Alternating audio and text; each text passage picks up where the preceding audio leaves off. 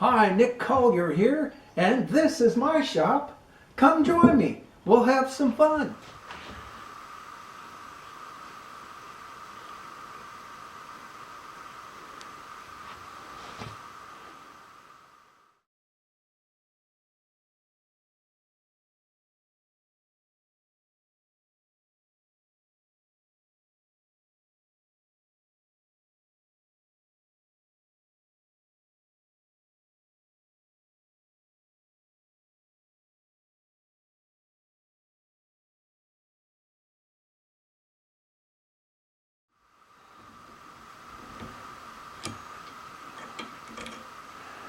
It's reasonable, except this is tapered.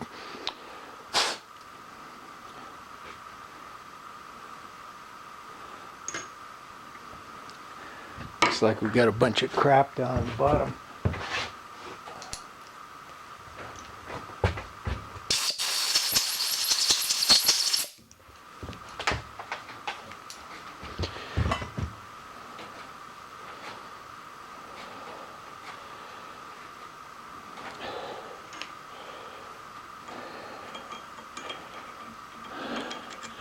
Okay, we're going to put just a little bit of oil on it.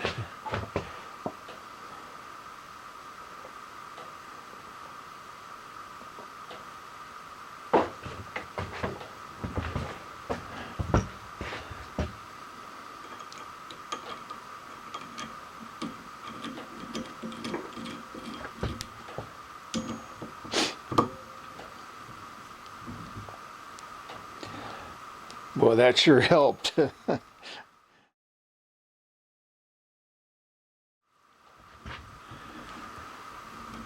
Okay, we're going to go in with a bottom tap.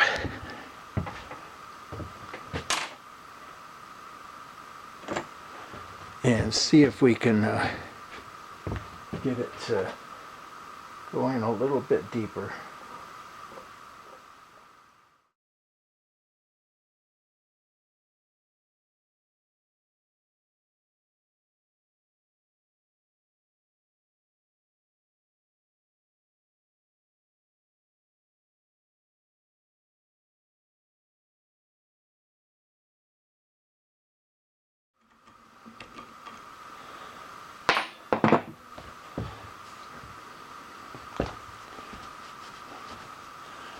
All right, so now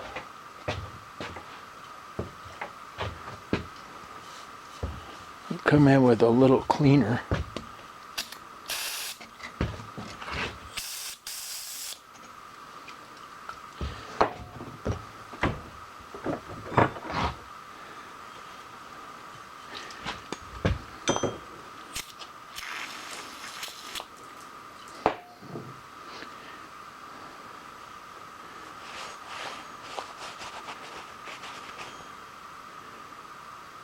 Yeah, just about what we're looking for. Let me go see if I can find it. We found ourselves a bolt. We'll slide that in here. Hey, Buster!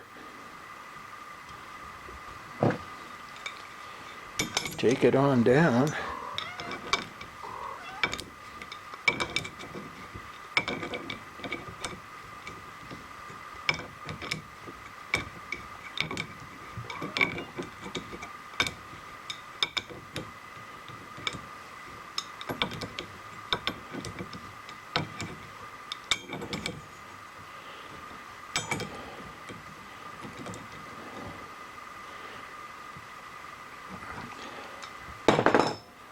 Let's come in and with a hacksaw and take that off.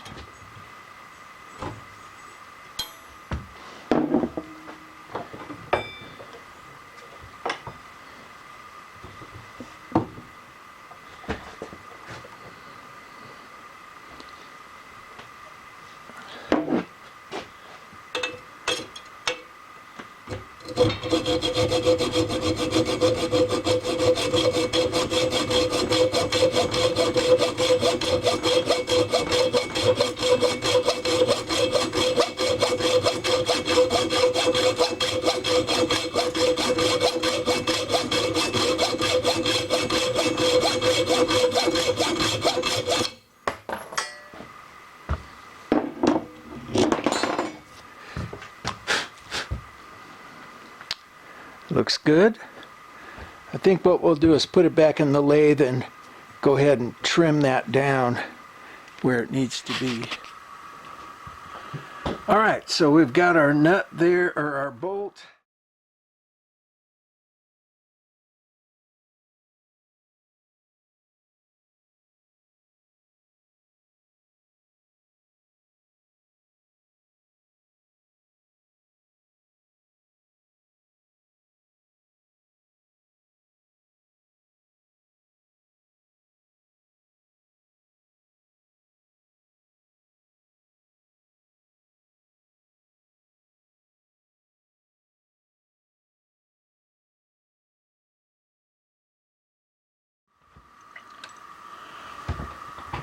Okay, so that's good for that.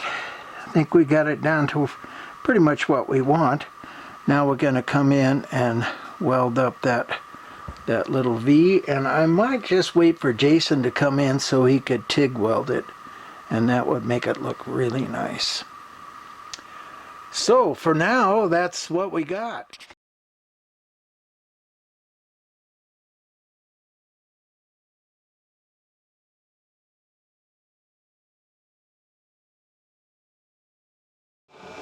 There was one right down in here.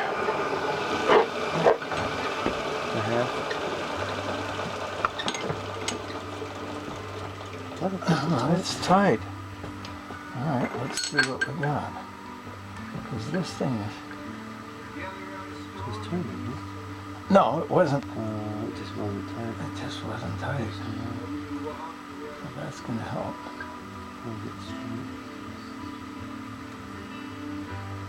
I feel like that's good. Yeah, I do too. Okay, let's get up and break it.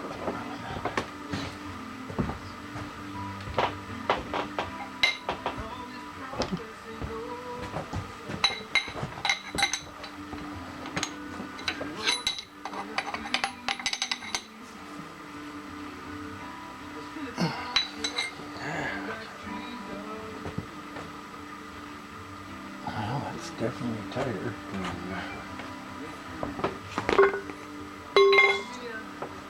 All right, where are we at? We cut that one, so we need to just drop down and come back. Actually, let's come back and recut that one. Okay. Well, we'll be cutting more later. So drop down. Yeah. And I'm about done in for the day. Yeah, it's a little afternoon. Is it? Okay. Back to 0. It's pretty How many we got left? We're just getting into the ones that barely cut. Oh, I see. Okay. So, probably just How do these things look? 5 or 6 more. God, they're a mess. Gee, look good, huh? Yeah. It's still got an edge, but all right. We'll run a few more? Yeah.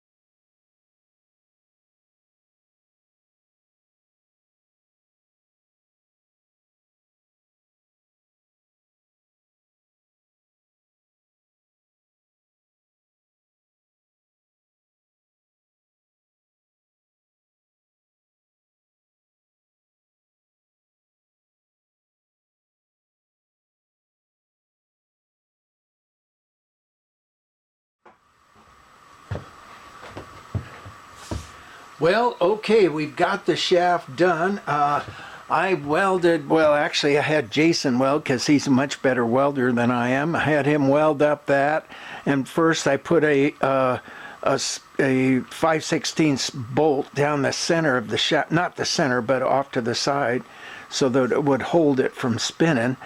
And then he welded it, and we put the bearings on, and this thing is ready to rip.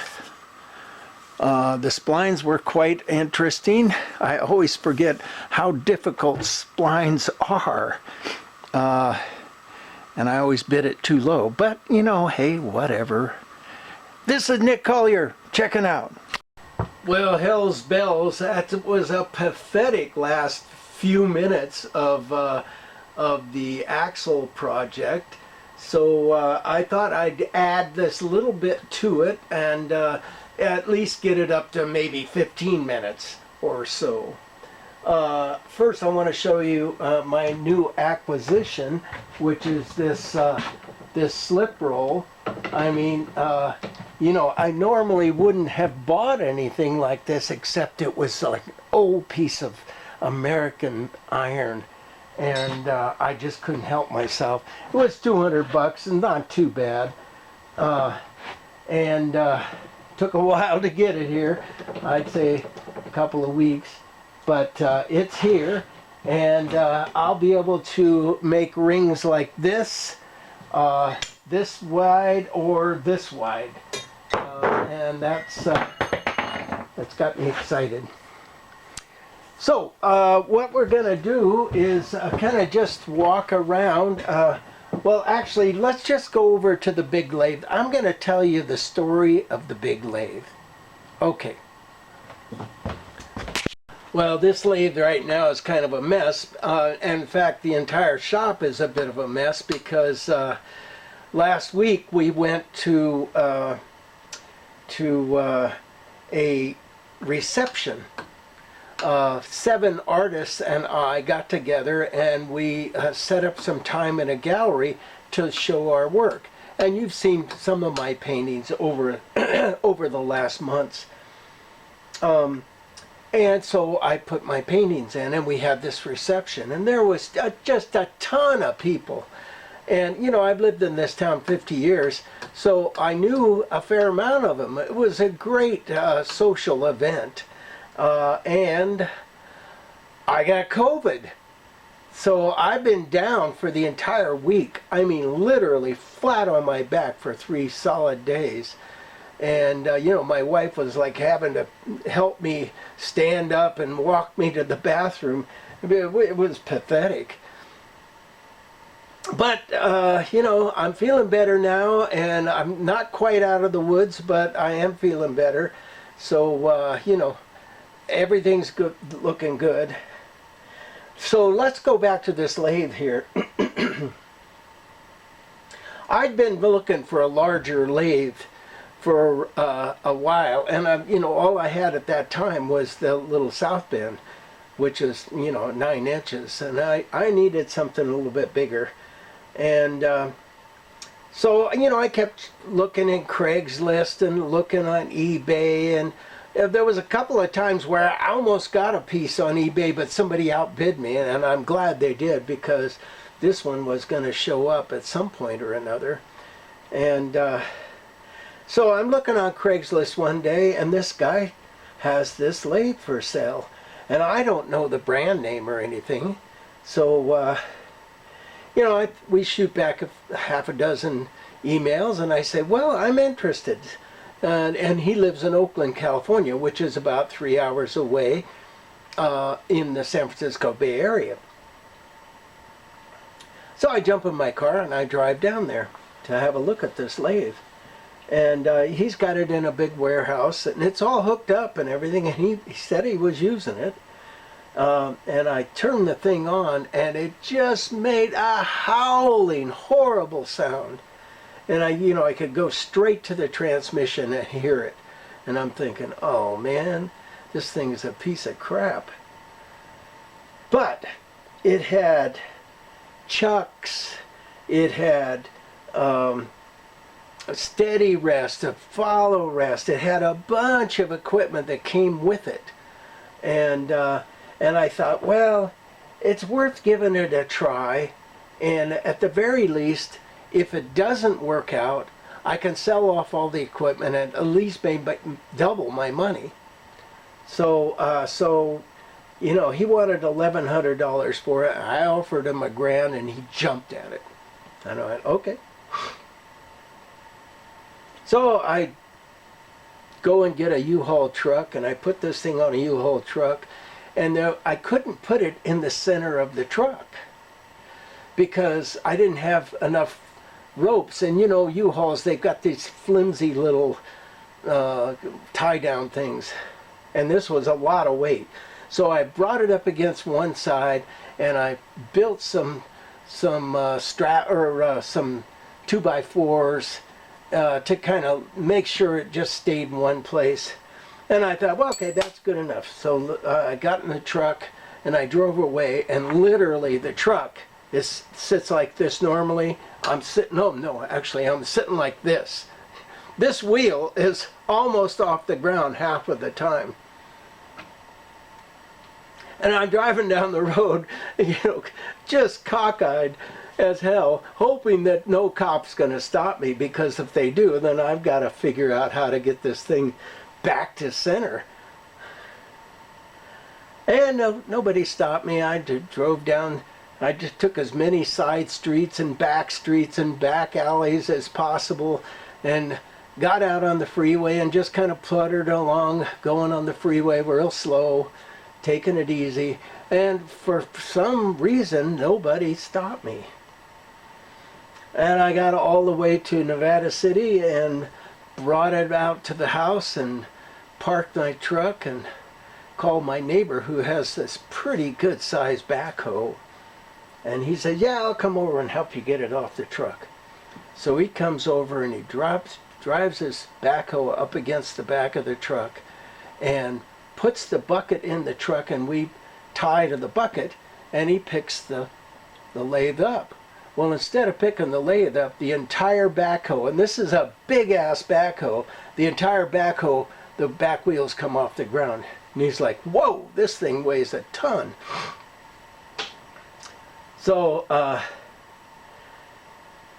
he had to just move in a little closer and grab it a little closer to the center, and then he was able to grab it.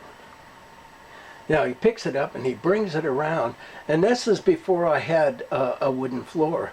I had dirt, so he could just drive straight into the shop. And he drove that tractor right into the shop, and he literally dumped this thing over there. And I knew that I wanted to build a concrete platform for it, and that was going to take some time, so I did.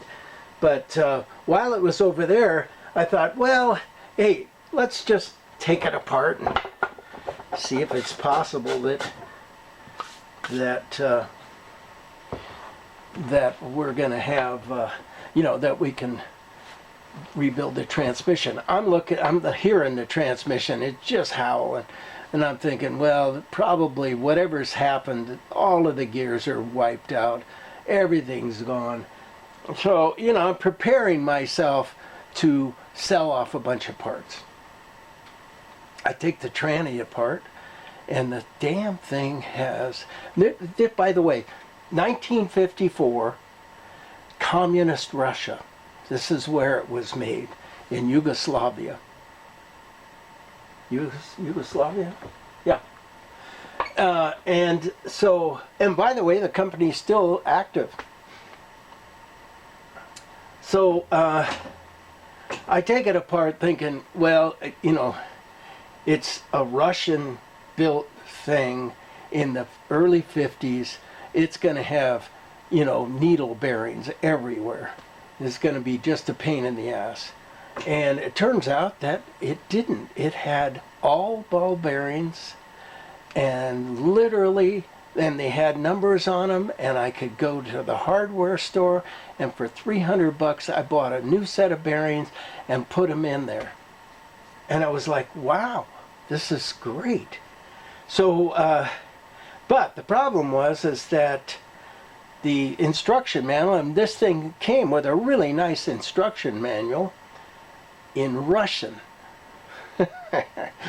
So all I could do was look at the pictures. And the pictures were pretty rough as it was. So I took it apart carefully and put it back together and put it in the machine. And we're talking about a transmission that probably weighed 350 pounds. So in and out was not an easy thing. And I did that 9 times. And half of the time I'd just have a washer in backwards, or something would be missing, or something would be out of adjustment. And as soon as you turn it on, it was like, stop, stop, stop. So 9 times. Took it apart, took it out, took it apart, put it back together, put it back in, and tried it out. And the 9th time was the lucky time. And I swear this thing has been running ever since. I've done almost nothing to it. This is Nick Collier, checking out.